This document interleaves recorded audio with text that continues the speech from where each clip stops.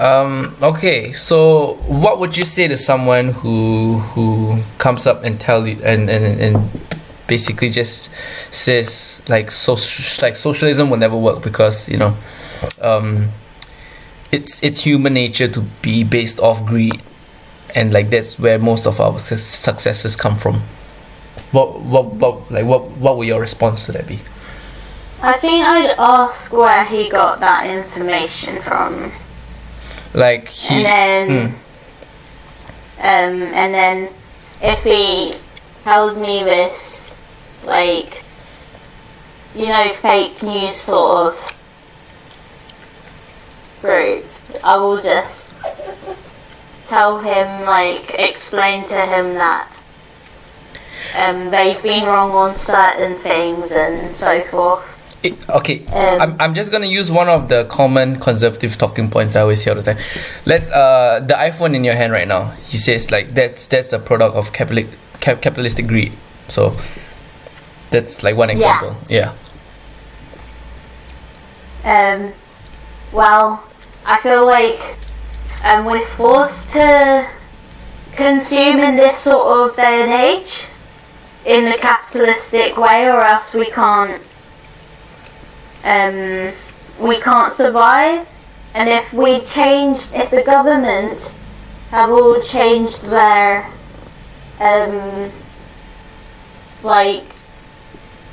ideology, their political route, right, then we won't need to result in going for capitalistic sort of survival things. Then the follow-up question would be if that was the case. So it's not just a local thing now. What you're suggesting is for global socialism, right? Yeah. And then wouldn't that lead to what we've kind of experienced before with the world wars and everything, bloodshed? Oh, the World War, people think... Wait, which World War? The Hitler one? Yeah. Sure. Oh, that wasn't socialism though. Or that was the Cold War. The Cold War? That wasn't that, but that involved a capitalist country. Are they testing their bombs on foreign countries, and isn't that how it's brought about?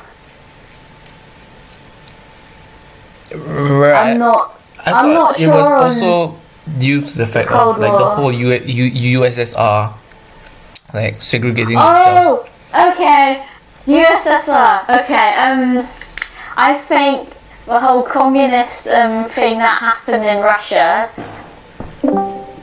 I think they like really made it proper authoritarian type. I think they were really incorrect in their ways of doing things, like putting people in camps. Okay. I think the only person that was alright in Russia was Vladimir Lenin. Okay. I think. But then the rest weren't so good. They could say that he still killed like over 20 million people, and it's like a conservative figure. What, Vladimir Lenin? Mm-hmm. See, I don't know much on the whole Or like, Russia thing. what would you say in general to people who would like always claim, with socialism it's always going to lead to totalitarian or authoritarian government who would just kill all the dissenters, like Mao's China and blah blah blah. I think. Oh, but isn't Mao's China really capitalistic? Therefore. That was before. No, actually, no. Mao's China isn't capitalistic. It was very. I wouldn't even really call it communist, but it was definitely very socialistic because the government owned like most of the means of production. Until later on, after Mao's death, then the new president, what's his name, Xiaoping or something. He took over, and then they had a rift with USSR, and that's when China opened up its borders to capitalism and all that. But Mao's China was definitely like really, really socialist or communist. Okay. It's a bit hard to really. I think I need to like educate myself more on it. Right. But I feel like there can be a way with it going correct. It's just we haven't done it yet. Okay. And I think because there was still capitalistic countries around, it makes it more difficult. For sure. If all of them developed the ideology, I think it would be a lot different. Like if I was in charge, for instance, I wouldn't have any camps and segregating people and killing, murdering people. Yeah. I really am against that sort of thing. But I'm also really pro to workers having their rights and actually being given the worth they're paying for and given a proper quality life so they're able to like be educated, have medical care and lots of life choices. Right. And not worries that they're going to be homeless and so forth. But besides, okay, because I do agree that it has to be a global thing. If one country is gonna turn socialist, that doesn't help the cause. It doesn't change much at all. But with that said, right, how would you implement it then, like without going to war or forcing it on other countries, like many of like the past historic wars have been? Like for example, I don't think Brazil, which is a very capitalistic country, would want to be so agreeing with this whole idea, given that they are still a developing nation and they would benefit much more from capitalism. And and most of the countries being socialist, so that they can profit off and basically move up the ranks, because that's basically how it's been in history. So besides and like being totalitarian and forcing everyone else to change to your ideologies, how would one proceed with this? So like socialistic idea. I think because years ago, the Americans came up with how terrifying it is to be a communist or a socialist, and they name called a bunch of propaganda stuff. Propaganda towards them, and then a lot of people believed it. But that statement is progressively becoming like laughable. Right. Because I think also a lot of our generation of people are now seeing socialism and communism as a positive thing.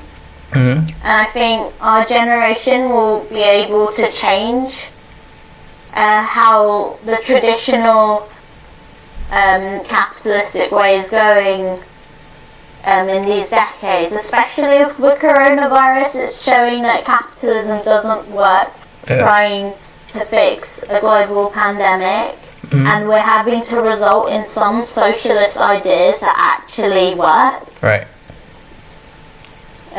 So it's kind of like, despite lots of people dying from the coronavirus, I think it's showing that this system doesn't work, and people need to wake up seeing how bad it does not work. Capitalism does not work in a pandemic. So basically, we need more pandemics to happen to get them to But the thing is, what I'm scared about is we don't need more pandemics, but I'm scared people are still not waking up to Definitely, it. yeah. I think it's like, you see some people still praising Boris, despite him still messing it all up. Yeah. That's what I know. It kind of it's weird. It's very complicated. I don't understand why people praise him. Right. When that people are basically being killed from this. I think it's because virus. Most people are pretty politically unaware. So even the points that you bring up that which are true, that this pandemic exposed a lot of the flaws of capitalism. Not a lot of them would actually come to that conclusion or even think about that. Yeah. Especially at a time like this, they're probably only thinking about their own survival and what they're gonna eat the next day. Yeah. Not a lot of people would get that deep anyway. So that could be. That is true, and I think politics is just known as a really bitter subject, and I don't know. People see it as a really, they're uninterested, but some people are interested in it.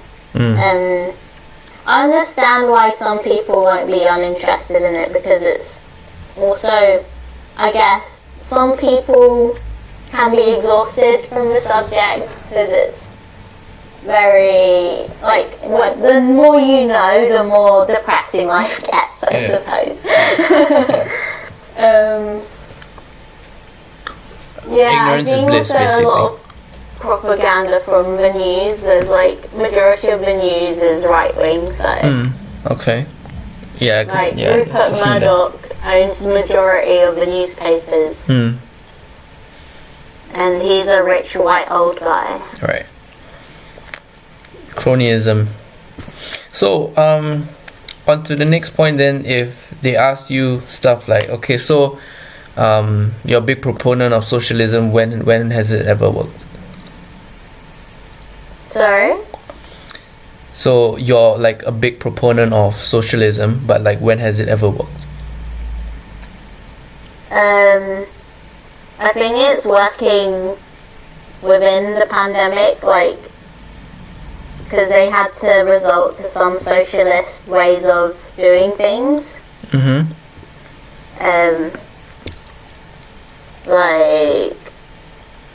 They've been prioritizing it's I think certain amount of foods for certain people, and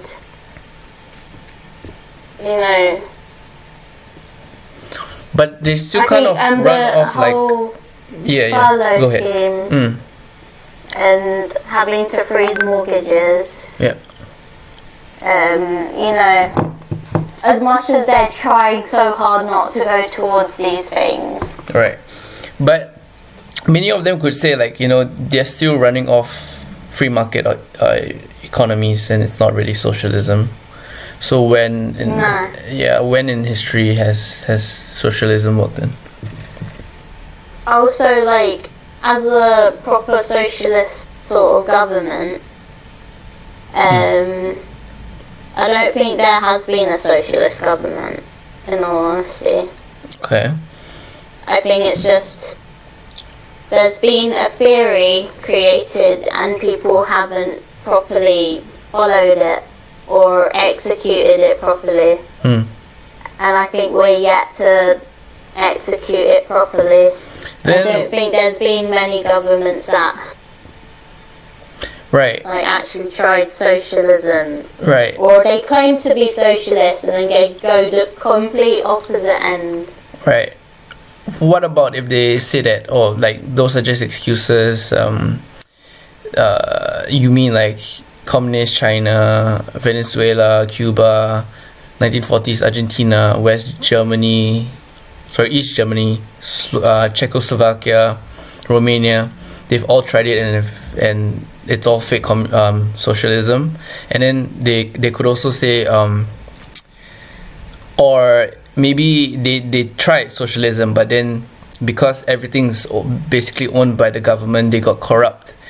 And once again, that human nature in them, that greed, right, comes in. So they just basically pocket all the money for themselves, which has been the case in certain countries where they tried socialism. What would you say to that? See, I see socialism as the progression from changing from capitalism to communism. And I think the fault in which these countries have done is also jumping straight into communism. I think there needs to be a gradual process, and for this process to work, the government needs to be in here for a while and to do it the proper way. Like, not going full on straight into it. I don't think it will work that way. Okay. What about the whole corruption though? Like, with absolute power, it could corrupt, definitely, right? There's that whole quote on that, but not really in my mind right now about that what was it?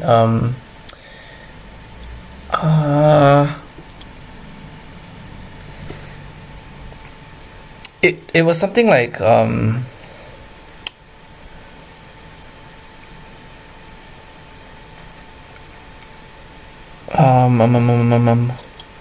something power corrupts, but absolute power corrupts absolutely, or something like that. But basically, you get the whole idea. So, what would you say, like, to people who would say, "Oh, it will always never work because the government will eventually get corrupt and just want the money all for themselves," and they point to examples. With corruption and power, I think it's more. My way of seeing communism is power to the people, not to companies serving for their own profits over people. Wait, hold on. Are you talking about communism now or socialism? Communism, because socialism is still, it's the partial going towards communism. It's like not full on. Like in a socialist government, it won't all be nationalised or public owned, because it's a gradual process of slowly nationalising certain parts, as in government owned, slowly government owning certain areas. I think the definition of socialism. No, like from what I've seen the definition to be, right, is that socialism is the common, like owning the common means of production, right, and then communism is basically living in a cashless, stateless, classless society. That's like the definition of socialism versus communism. Oh, I've heard that it's also the process of turning into communism, but not fully everything's owned by the government, but most things, like the main thing, like education. Right, because medical. Because we can say that socialism kind of been tried before, but like I don't think that there ever been a communist country. Like I don't think there has been either. There's definitely not like been like a cashless, stateless, classless country. So yeah. But that's a whole utopia on its own. Like that's like the grand dream goal. Yeah. So, but yeah. Definitely socialism would be like a step in the right direction. Yeah. Definitely. Definitely. Let's see. Okay. This one I hear quite a lot as well. So I'm gonna pick your brain. Basically, they say that the whole capitalistic pay or wage system is fair, because if I'm the capital owner or if I'm the business, sorry, excuse me. So if I'm the capital owner, or if I'm the business owner, I start the company, I invest all of my money, and I'm the one taking the risk. So why shouldn't I be paid more than the common worker?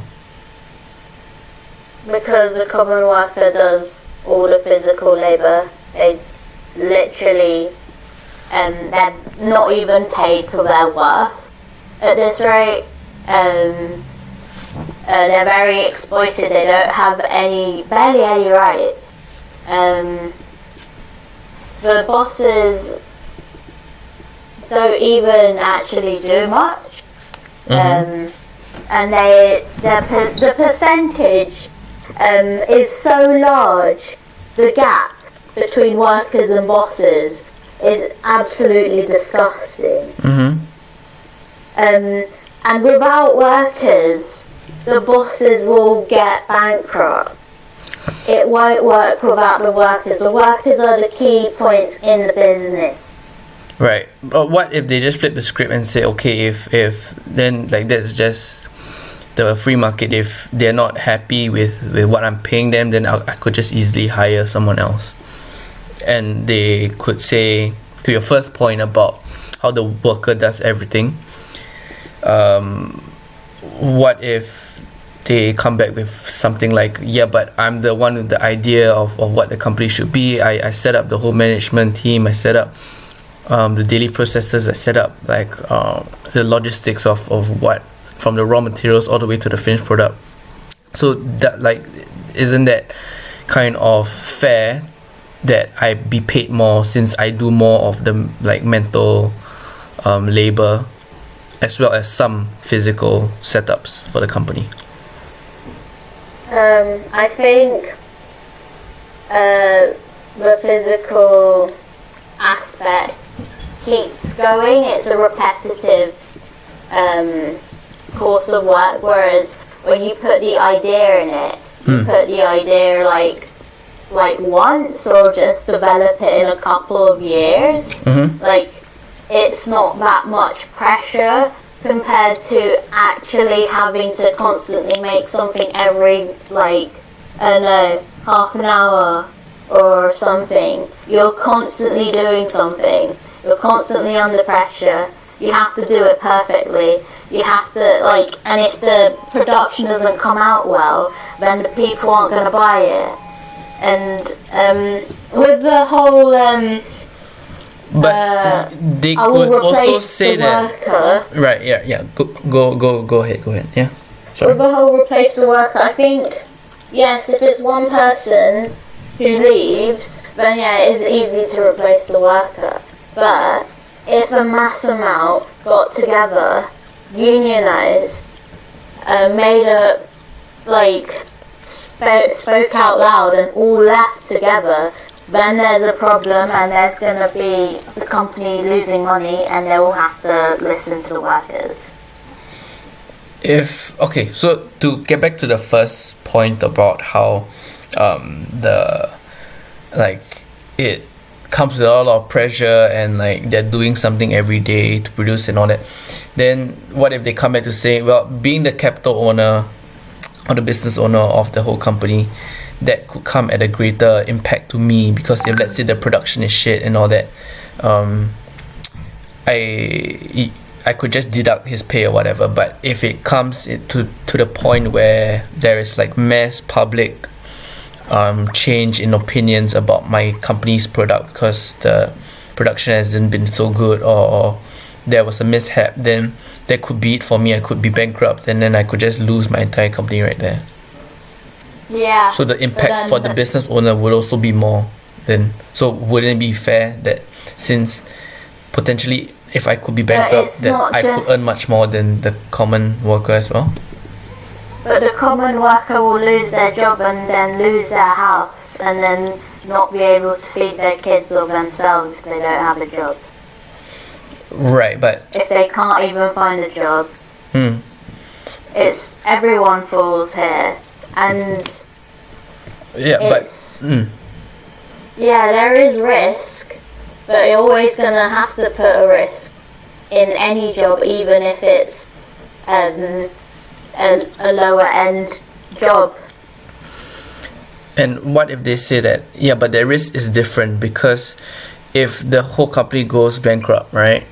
Now the capital owner is in debt and the worker is just retrenched. The worker can just find another job. But as for the capital owner, they have to deal with all the surmounting debts or bankruptcy that they are forced to face.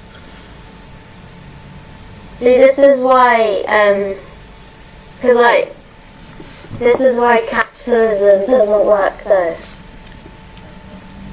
It shouldn't all be based on trying to make massive profits and losing a lot of money to the point you're homeless and you won't have anything else for either the boss or the workers.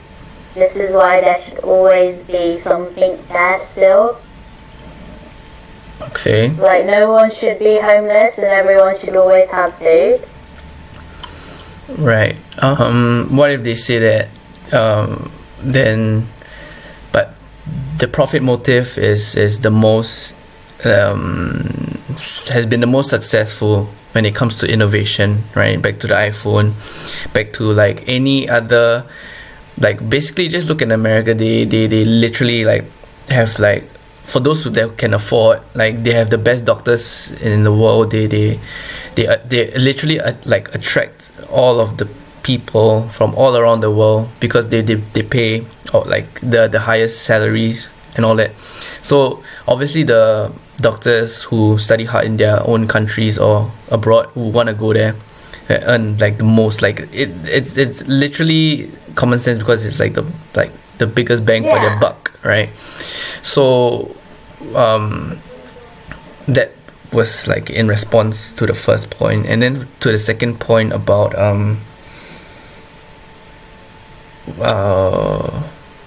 right, yeah. So to the second point, then if they bring up something like, okay, so if capitalism is being opposed, then what has socialism invented then? Or if they ask, yeah, to name a socialist invention. Yeah. Has there been a socialist invention? Yeah. Oh, I guess the NHS is a socialist invention. Pretty much, yeah. Free education is a socialist invention. What about like a product or service stemming from socialism? The trains used to be nationalised, therefore a socialist invention. Oh, what do you mean? Wait, am I getting this wrong? I think I'm answering it wrong. What was the question?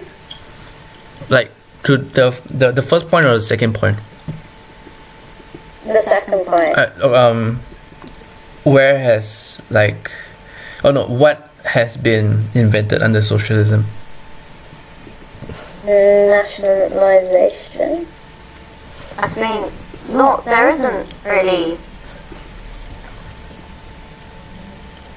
I don't know, because there hasn't really been a socialist government. Actually, the internet is a socialist invention. You might wanna keep that in mind, because I was questioned that once, and when I was like I was kind of perturbed, so I did my research, and basically the military invented the internet to store all the data and stuff. So when pro-capitalists or conservatives come with this argument, right, and say, blah blah blah, then they'll just throw out the memes about capitalism invented the iPhone, blah blah blah. But you could be like, yeah, but like do you know where it came from though? Because the whole iPhone runs on iOS and iOS runs on the internet, and socialism created the internet, right? Yeah, okay. So yeah, and Albert Einstein was a socialist as well. So he created the theory of relativity, so that technically is a socialist invention, and from that whole theory, it created a lot of things like laser beams, paper towels, stuff like so everyday items. That's another talking point. Yeah, that I would wow. use. Yeah. See, I'm like, I think I need to like, I like know some socialist and communist stuff. I think I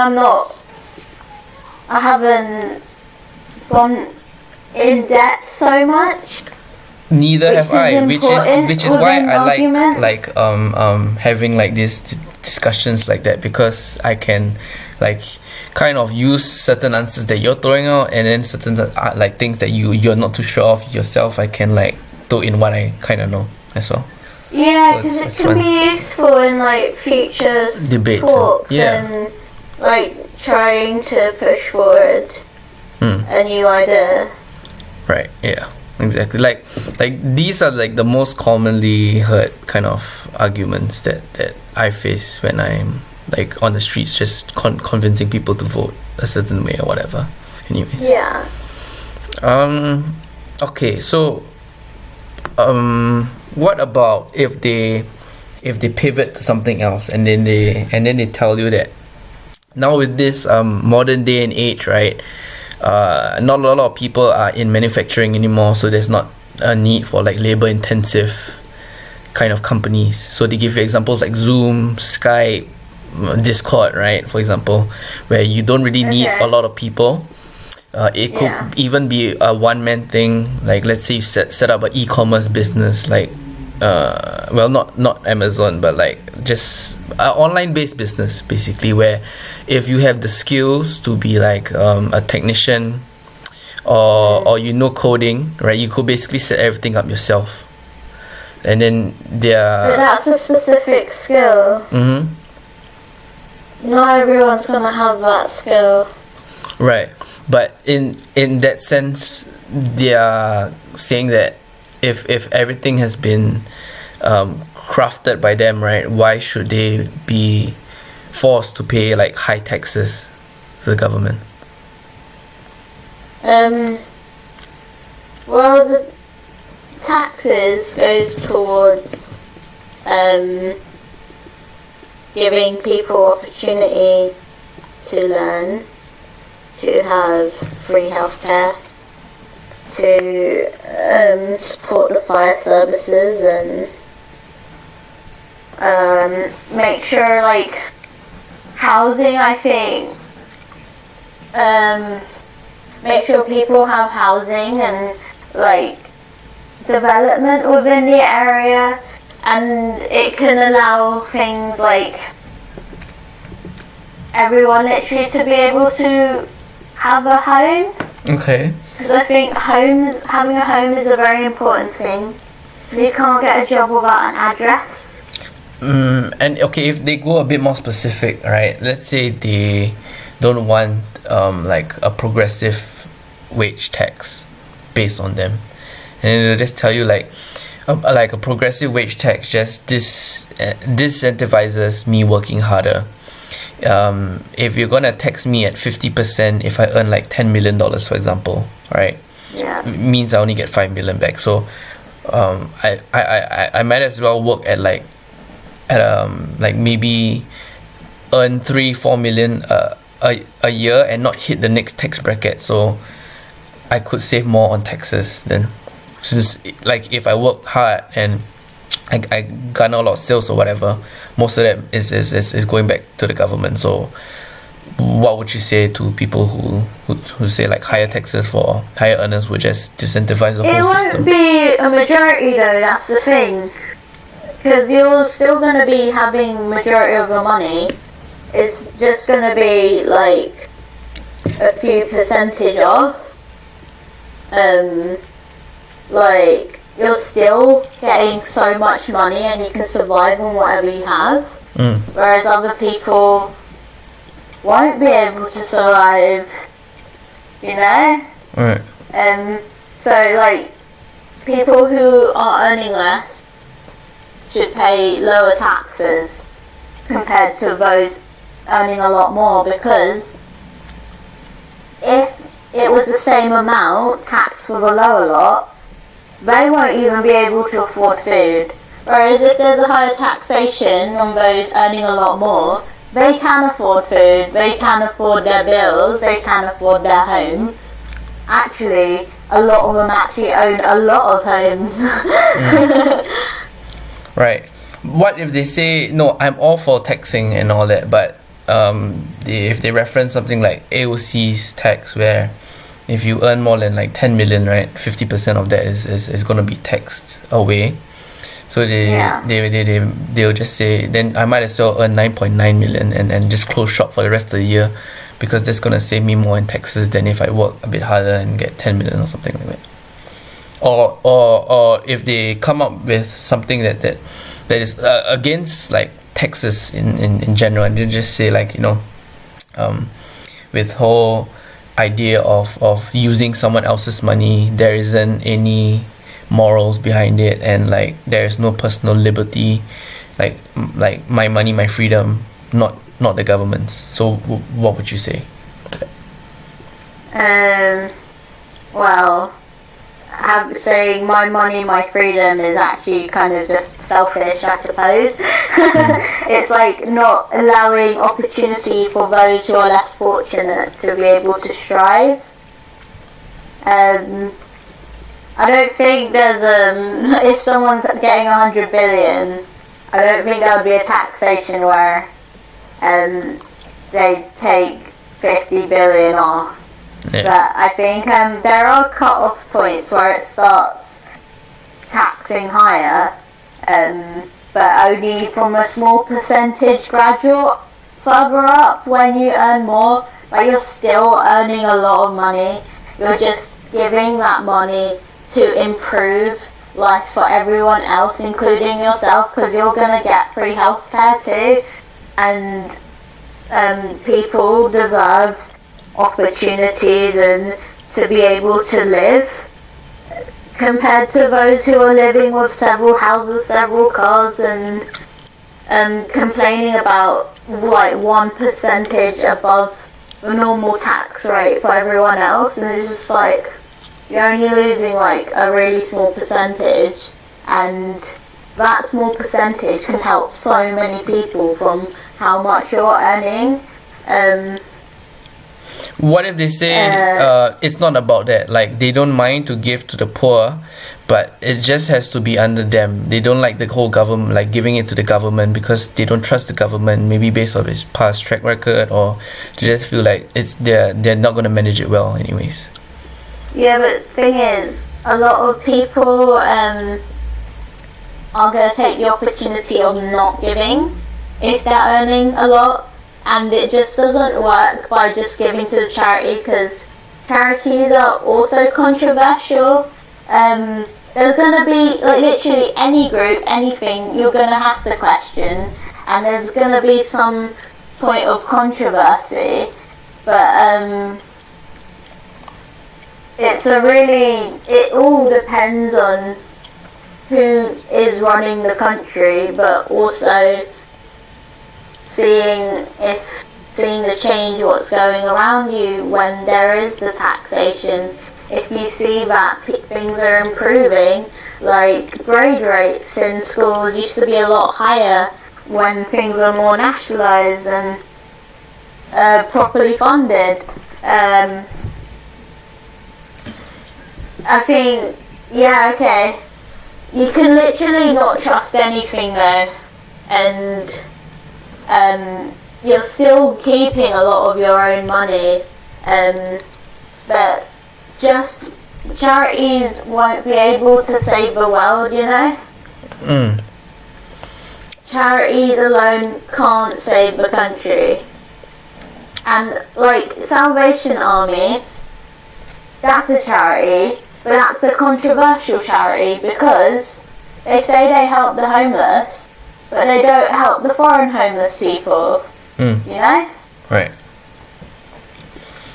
And okay, then if they point to some like thing that's inefficient, is run by the government, like the DMV or whatever, or they just say, I would rather have the the personal liberty to my own money, so I could like start up my own fund or something for the poor or whatever. Yeah. Versus having like to be coerced by the government, and if I don't give my taxes, I'll be like imprisoned or.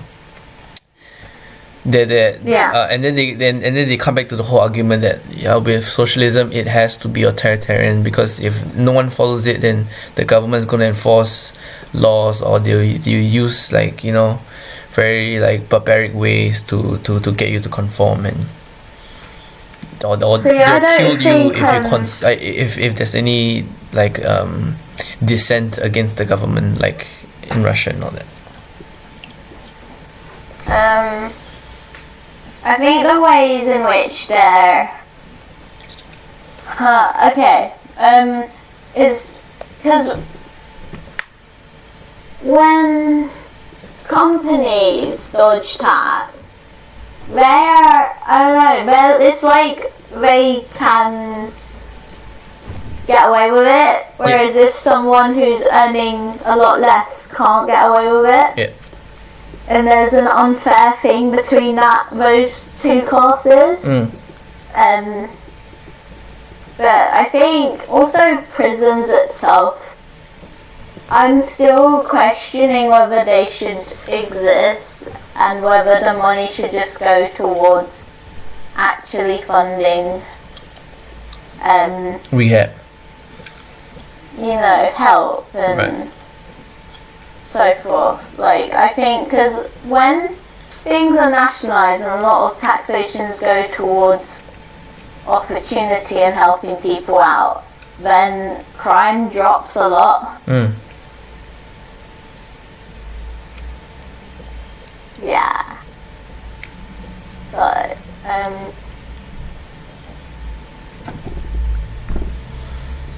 okay. What about how with socialism and high taxes and all the measures or policies that you brought up, with free healthcare, free education and all that, and like what other welfare, retirement benefits, pensions, and all of that, right? What do you say to people who say, that's just gonna make the whole economy uncompetitive because everyone's just gonna live and skive off the government? See, economy is just made up of... That's deep, girl. That's a bit too deep. Whereas people starving isn't made up.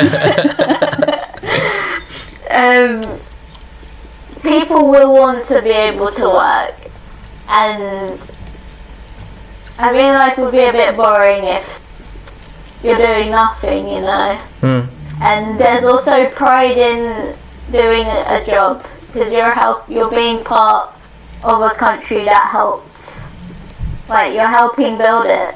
Right. And if you're like able to get food, like if you're not in a job, you still have somewhere to live in. I think it's really important, because if you don't have somewhere to live in, then you start turning to crime, and that could have like obviously negative impacts on the economy itself, right? With tourism and everything else. That's a good point, actually. I think people would want to work, and I think if you want like more stuff, then you get a job in it. If you want to go like travelling, you get a job. If you have no job, you just get the basics of have somewhere to live, like living wages and stuff, right? Subsistence.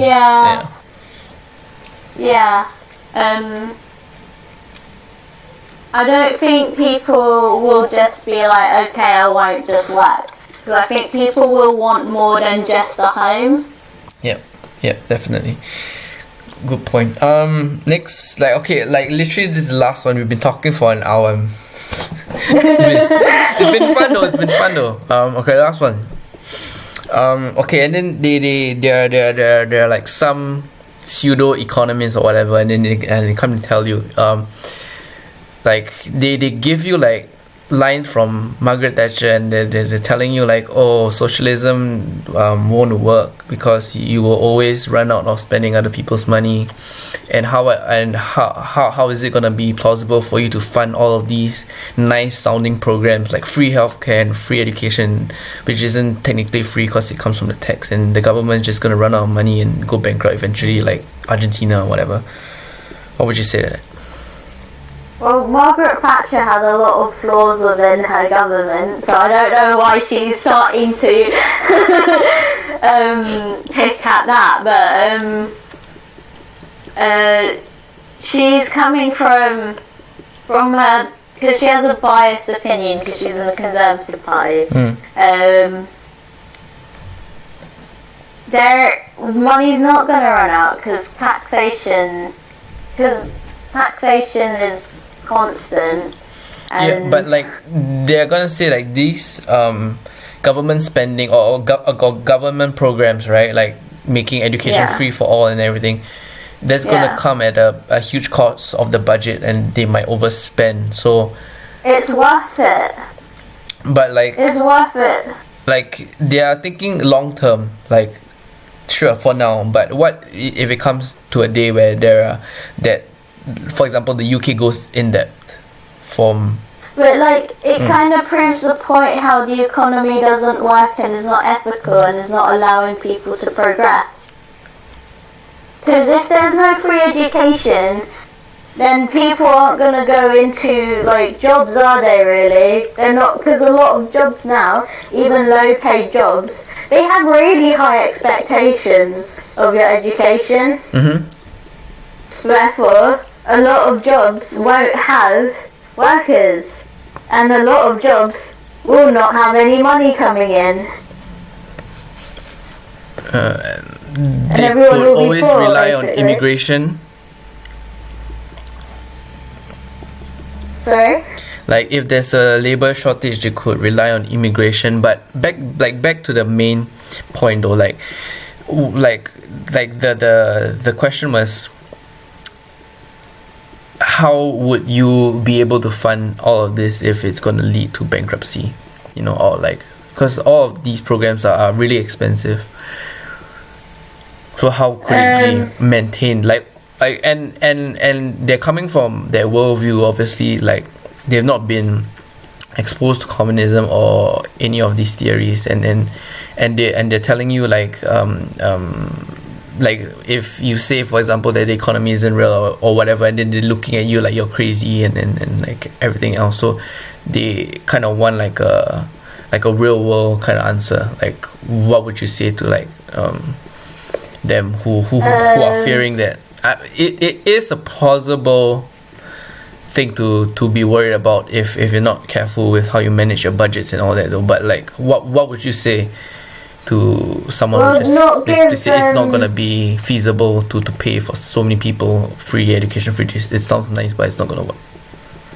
Okay, basically, not to give big companies those, like, you know, some companies that earn a lot are given, like, I forgot the word for it, where they don't pay tax, but they get bonuses. Yeah, they shouldn't get bonuses for literally earning a lot more money.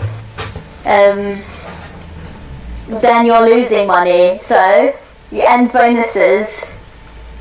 They're still earning money. They have to pay tax a little bit higher than the average people. You get money from that. Of course, also borrowing money, because every country basically borrows money anyway. But you will also find the extra money you're saving from giving them bonuses, and you'll get extra money from the taxation that's a few % higher for the really, really rich, which can just literally one rich taxpayer alone can fund so many things at once. And